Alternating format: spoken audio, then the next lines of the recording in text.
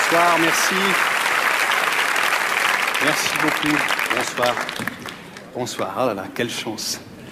Quelle chance pour la science ce soir de se voir ouvrir les portes d'une salle si prestigieuse. Merci.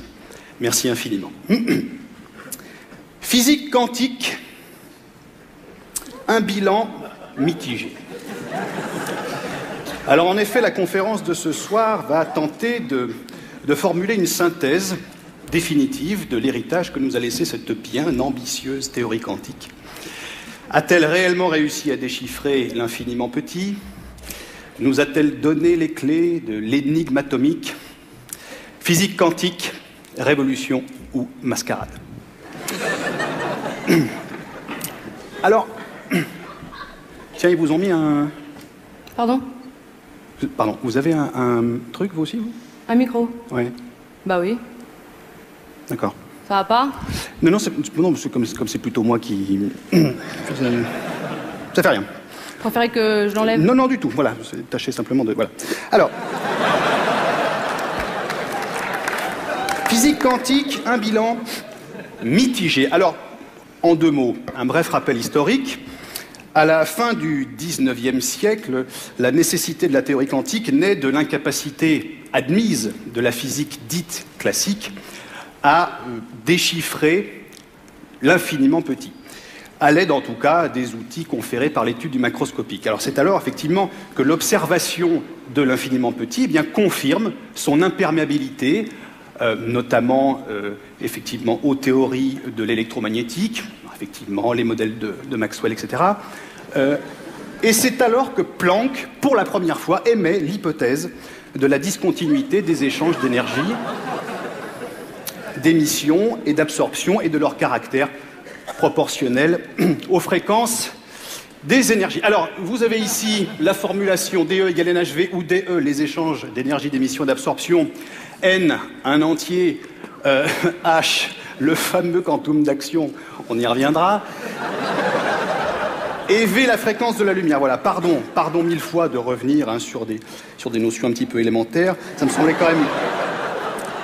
quand même intéressant de rappeler quelques notions de base, notamment pour la suite de l'exposé, qui est, vous vous en doutez, nettement plus complexe. Alors... Vous voyez, je me l'étais jamais formulé comme ça. Comment? Enfin, je le savais, si vous voulez. Mais là, de le voir écrit, j'ai l'impression de le comprendre différemment. Ah oui, mais c'est bien ce qui me semblait. Ah bah, vous aussi, ça vous le fait. Oui, c'est bien ce qui me semblait, on n'aurait pas dû vous donner de micro. C'est ça. C'est ça. Vous préférez que je parle pas? Voilà, c'est ça, c'est plus simple, parce que j'ai peur qu'après, ça voilà. Donc, pourquoi la physique moderne a-t-elle toujours échoué dans ses tentatives de description du monde atomique? Eh bien, tout simplement parce que cette science n'est pas armée pour s'attaquer au monde atomique, dans lequel les objets, on est bien d'accord, n'ont pas de limite, comme dans notre monde rationnel, mais se définissent en ondes propagées dans l'espace. Mademoiselle, s'il vous plaît, nous avons donc là un œuf. Un œuf, vous pouvez le constater, de par la densité de sa matière, est limité, il a ses limites, il est contenu dans notre espace. L'œuf, la scène, le pupitre, nous-mêmes. Mademoiselle, s'il vous plaît, venez voir. On improvise. Hein. Moi? Oui, venez voir 2 secondes. Voilà, votre prénom, s'il vous plaît. Pardon? Stéphanie. Stéphanie, excusez-moi. Stéphanie est limitée. Dans l'espace. Dans l'espace. Si, dans l'espace, vous êtes limité. Non, mais si, je vous assure, il n'y a pas de bas. Si vous êtes limité, vous ne vous propagez pas. Vous ne vous propagez pas. Vous n'êtes pas sans arrêt en train de... Je vous ai jamais vu, vous spécialement, vous. Non, vous êtes limité. Voilà. Dans l'espace, hein, attention. Et pas dans l'espace? Pas dans l'espace, non. Honnêtement, il n'y a pas de danger. Là, on est... Retournez à votre place, s'il vous plaît. Merci beaucoup. Merci, Virginie. Stéphanie, je l'ai su. Alors, cette physique, qu'est-ce qu'elle nous décrit? Eh bien, elle nous décrit le monde du rationnel, elle nous décrit notre monde de causes et de conséquences. Alors, j'ai eu pendant très longtemps, c'est vrai, une correspondance assidue avec Hubert Reeves, et c'est vrai que c'est vrai qu'entre scientifiques, eh bien, on se tire la bourre un petit peu, on se teste, on se challenge. C'est vrai, j'ai une vision personnelle de l'espace-temps. C'est vrai. Alors au début, Hubert Reeves a un petit peu résisté, et puis il a fini par admettre, parce que tout le monde sait, c'est-à-dire qu'effectivement, il y a un problème dans les notions quantiques. Il me l'a dit dans une lettre que je vous ai mise là, simplement pour vous montrer, mademoiselle. Ah, mais non, c'est pas celle-là. Pardon? Aïe, aïe, aïe, c'est pas celle-là. Mais vous m'avez dit de scanner la lettre d'Hubert Reeves. Oui, mais c'est pas celle-là. Il y en avait une autre. Ah. Oui, enfin, les autres, elles n'étaient pas tellement plus... Il y en avait une qui était un petit peu mieux aussi, quand même. Un petit peu mieux. Aïe, aïe, aïe, aïe, c'est ma faute. Je me suis mal exprimé, pardon. Vous en avez pas scanné d'autres, de toute façon? Ah bah non. D'accord, bon, bah ça fait rien.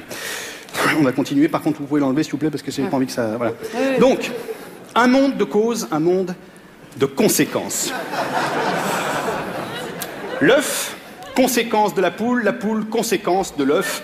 Quel binôme célèbre, s'il en est, du monde des causes et des conséquences. Eh bien, envisageons ce soir un troisième élément, le coq, s'il vous plaît.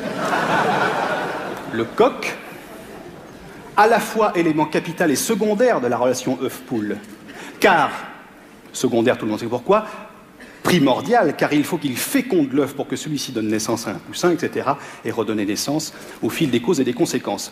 Et voilà le coq qui représente la question la plus épineuse à laquelle la science a eu à se confronter, une question qui reste encore aujourd'hui sans réponse. Mademoiselle, sur le coq, où se trouve la bite? Alors, on a procédé à un sondage.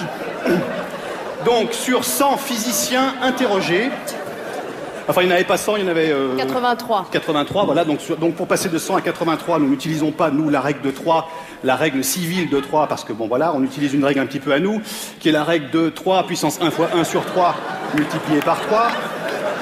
Voilà. On obtient des résultats sensiblement équivalents. Hein. Attention, on est sur quelque chose de très ténu, très ténu. Mais même arrivé de voir des résultats identiques. Voilà. Donc, le résultat de ce sondage sur un coq où se trouve la bite, donc, allez-y mademoiselle, 31%, bah je sais pas, sous les plumes. Alors, un coq étant recouvert à 95% de plumes, la réponse venant d'un scientifique est quand même hautement contestable, vous l'aurez compris. Ensuite, 27% entre les pattes, enfin il me semble. Alors, là on a affaire à une réponse qu'on appellera anthropomorphique, c'est-à-dire dans le doute, le coq doit être à peu près foutu comme nous, ça doit se balader, on ne sait pas, bon... Voilà, c'est une réponse encore hautement merdique de la part de mes confrères. Ensuite, 19%, les coqs n'ont pas de bite, ils ont un cloaque. Ça, ce sont les ornithologues qui ne manquent jamais une occasion de venir faire les cakes avec un terme savant. Voilà. Ensuite, mademoiselle, s'il vous plaît. Eh ben, c'est tout. C'est tout. Oui, mais alors, c'est là qu'on constate que 31, 27 et 19 ne font pas 100. Donc, nous avons planté la règle de 3. Nous avons planté la règle de 3. Et c'est vous dire à quel point la physique quantique a mystifié la science moderne. Nous ne sommes plus foutus de faire une règle de 3 qui se tienne debout correctement. Voilà, cette conférence touche à sa fin. J'espère qu'elle vous aura servi un petit peu à voir plus clair. Pour ne pas terminer sur une note un peu pessimiste, on va, comme à mon habitude, terminer sur quelques phrases célèbres de nos confrères physiciens qui ont été eux-mêmes très touchés par la théorie quantique. On va commencer par celle de la fameuse phrase de Richard Feynman, s'il vous plaît mademoiselle.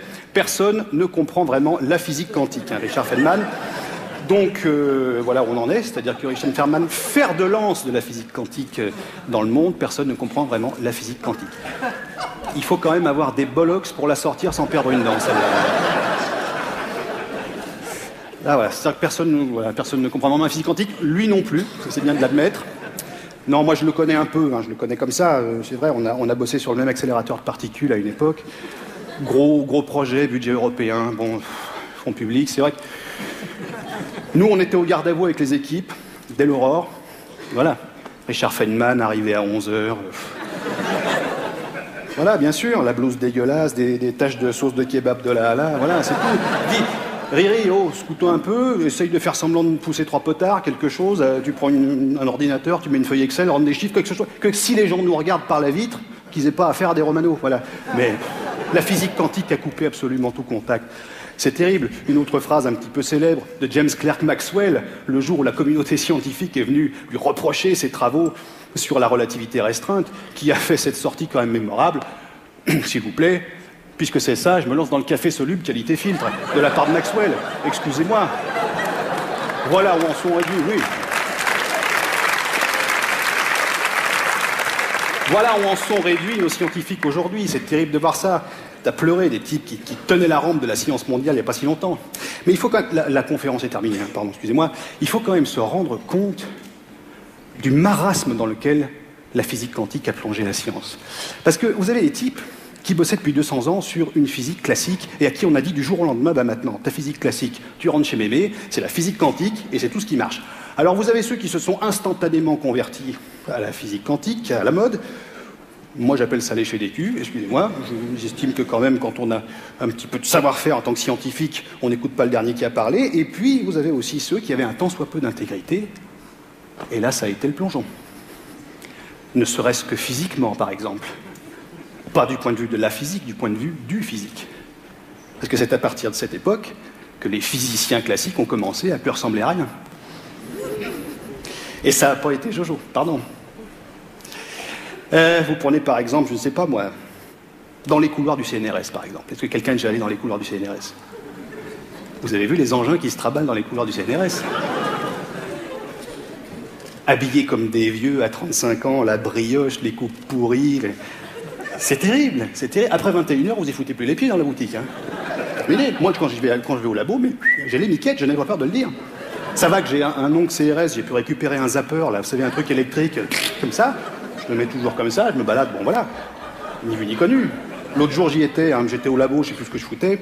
Je prends une fringale, je vais me chercher un Twix à la machine. J'arrive. Putain, il y en a un qui se pointe, dis donc. Je sais pas d'où il est sorti. Un Hollandais ou je sais pas quoi. Il commence. Je sais pas s'il voulait de la monnaie ou quoi. Je lui ai tétanisé sa race, mais bien sûr, mais qu'est-ce qu'on voulait faire? Mais c'est malheureux d'en arriver là. Et ça me rend triste, vous savez. Et en plus, le pire, c'est que moi, je sais pourquoi. Je sais pourquoi. Je sais que c'est la physique quantique qui les a déglingués, ces types-là. Mais vous avez beau savoir ça, quand vous avez en face de vous quelqu'un qui part en sucette à tous les niveaux, eh bien, vous ne pouvez pas. C'est tout. Je vous en ai mis 2 ou 3. La conférence est terminée. Pardon, mademoiselle, laissez-moi faire. Je vous en ai mis 2 ou 3 pour que vous voyez un petit peu l'étendue des dégâts. Regardez. Oh là là, Gerritsen de l'université d'Helsinki. Vous allez quand même pas me dire que ça ressemble à quelque chose. Professeur Lafaro de l'université de Genève, le polo pourri, etc. Professeur Webster, la chemise rouge, la veste marron, le fameux duo gagnant de Cambridge. Professeur Matthews qui a fait l'effort d'une photo en plein air tout de même. Eh bien, ça n'y change rien. Il aurait mieux valu le mettre carrément derrière les arbres. On aurait eu encore une chance de s'en sortir. Nitya Sundar de Cambridge, c'est absolument intolérable. Professeur Hendricks, le premier physicien au monde à avoir foutu la tête directement dans un accélérateur à particules. C'est depuis ce jour-là qu'on sait qu'il ne faut pas le faire. C'est à lui qu'on doit ça. Déglingué, une des plus fortes têtes pensantes du pays. Professeur Ripin du MIT, 162 QI, pas foutu de se faire un détartrage. On en est là, c'est à ça qu'on arrive. Je sais pas si j'ai pas eu une histoire avec ce type. De quoi? Oh, ça fait un moment, hein, mais il me semble bien. Hein. Avec Ripin, vous foutez de moi? Bah quoi? Non mais, vous allez quand même pas me dire qu'il a du charme, si? Ah non, c'est sûr. Hein, mais... bah, enfin bon, quoi, ça arrive, hein. Ça vous embête? Non. Qu'est-ce qu'il y a? Vous cherchez un jeu de mots avec Répine, c'est ça? Répine, de qui le tienne? Non, pas du tout. Absolument pas. Vous voyez, ça me rend triste que vous disiez ça, parce que pas du tout. Je préfère enchaîner.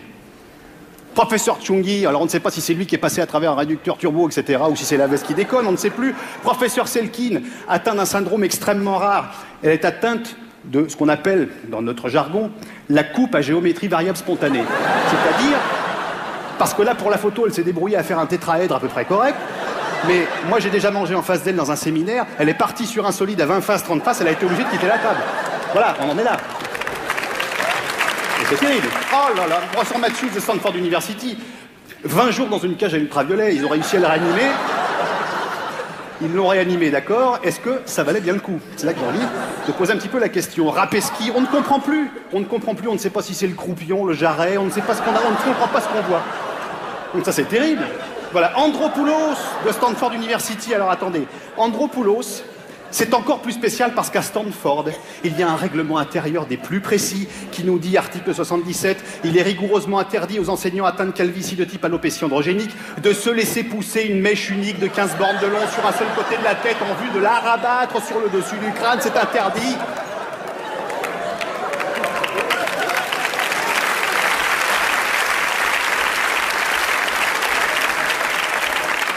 Voilà, j'arrête parce qu'après, j'en ai encore 50, on m'a arrêté.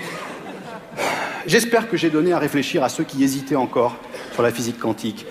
J'espère que je leur ai donné des éléments de réflexion. J'espère que ceux qui se disaient, peut-être cette année, je ne sais pas, on n'a pas encore le bon appart. Bon, j'espère que je leur ai donné des éléments de réflexion. Et je finirai par répondre à Blaise Pascal, qui disait que le silence éternel des espaces infinis l'effrayait, en lui répondant, bien que c'est exactement l'éternité de l'espace qui a permis la complexité moléculaire dont nous sommes faits. Nous sommes les enfants des silences éternels des espaces infinis. Voilà, Blaise Pascal, ça, c'est pour ton petit cul. Allez, salut les mecs, ciao.